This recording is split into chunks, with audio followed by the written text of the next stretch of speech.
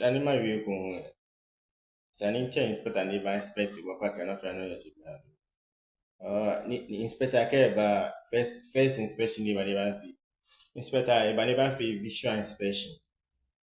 E wo ko o fe wa relent ko fe wa gbe na ka screw lamp da ke switch e ja ke inspector ke ba e ba fi visual inspection. O ka inspector ba magbeli switch e kan magbeli lamp da le kan e ba check e ba kwa ke terminal say in terminate lo to ba lo ke fi visual inspection be na ni no fa no ye o ba be dan e ba consumer ni dan e ma ken ma be bi lighting system dan ma consumer ni say me ba fi visual inspection ba na ka no fa no ye o ba lo ke no fa no ye ba dan e ba check continuity ba check continuity ba kwa ke life life lo neutral ke e check continuity be na dan e ba fi polarity test. Okay, check the polarity test like when I cannot find out your ba. Ni bi e fe ni ya fi test ko mi ko na. Okay, inspector agbe na. Inspector ba fi test ko mi ko na. Okay, inspector agbe na. E ba mi 9/9. Ke ha mi 8/9 ko den chen fi.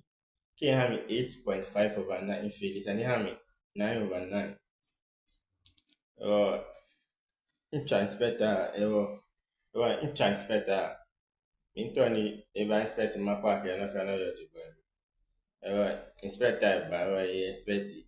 Ke na fa na yo jigba ye video shishi ye bi ene. Video shishi ye bi ene e ba ma je na over 9 pass. Ke ba green e cha ke pass. Si ke ba red e cha ke 40. Inspector ba yo inspect. Inspector ni ba gbeli switch e ba gbeli lamp da ife e check no ni bi ko e gbe na ni na ni inspector check ye ya mi 9/9 in cha ke in pass in su switch in su main circuit breaker ni ma kwa ke e ba tune ni breaker ko main breaker in su enele ya nye switch na ma kwa ke ba any near switch na switch is light by one chunk na fia na pepe konya na skomi ba bu ebu koto no su konya na skomi ba su so no make sure ke o termination fin ye o tight level so no make sure ke o termination fin o tight level to ba ka sigbe ake one line regulation for switching the live conductor must be connected to only the switch at all times and not the lamp holder.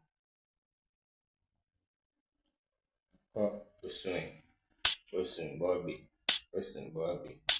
Then I don't find subscribe me. Subscribe me.